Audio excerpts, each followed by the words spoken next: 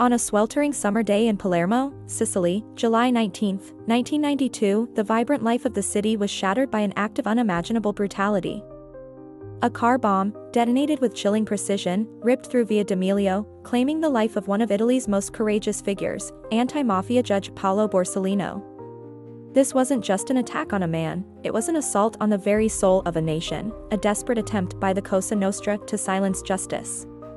But in their ruthless act, they inadvertently ignited a firestorm of public outrage and a renewed determination to dismantle their empire of fear. Today, we delve into the story of Paolo Borsellino, a man who knew his fate, yet walked towards it with unwavering resolve, and the tragic events that cemented his place as a national hero. To understand Borsellino's sacrifice, we must first understand the war he was fighting. For decades, the Sicilian Mafia, or Cosa Nostra, had held a stranglehold on the island, operating with impunity, their power woven into the fabric of society through intimidation, corruption, and violence. But in the 1980s, a new breed of magistrates emerged, determined to challenge this reign. At the forefront were two childhood friends, Giovanni Falcone and Paolo Borsellino. They formed the Anti-Mafia Pool, a dedicated team of investigators who dared to connect the dots, to expose the intricate web of mafia operations, from drug trafficking to political assassinations. Their relentless work culminated in the Maxi trial of 1986–87, which saw hundreds of mafiosi convicted. It was a monumental victory, but it came at a terrible price. The mafia retaliated with brutal force. Just 57 days before Borsellino's death, his closest friend and colleague, Giovanni Falcone, was assassinated in the infamous Capaci bombing. Falcone, his wife Francesca Morvillo, and 3 police escorts were obliterated by a half-ton of TNT planted beneath the highway. The shockwaves of Capaci reverberated across Italy, a stark reminder of the mafia's ruthless power. For Borsellino, it was a personal devastation, but also a clear warning. He knew he was next. In the days following Falcone's murder, Borsellino worked feverishly, knowing time was running out. He refused additional security measures that would isolate him further from his family, choosing instead to maintain some semblance of normalcy, even as he prepared for the inevitable. On July 19, 1992, a Sunday, Borsellino drove to his mother's apartment on Via D'Amelio, a routine visit.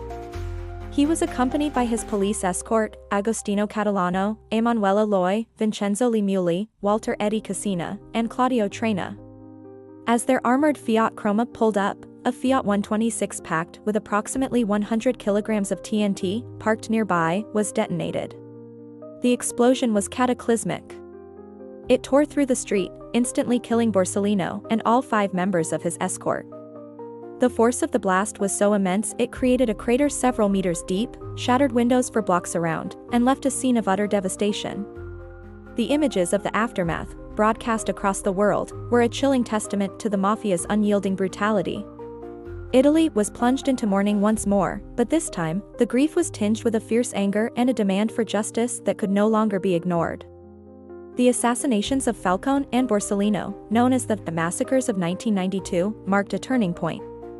The public, weary of the violence and the perceived inaction of the state, rose up in unprecedented numbers. Mass protests erupted across Italy, demanding an end to mafia impunity. The government, under immense pressure, responded with a renewed and intensified crackdown on organized crime. Laws were strengthened, and new investigative techniques were employed. The assassinations, intended to intimidate, instead galvanized the nation.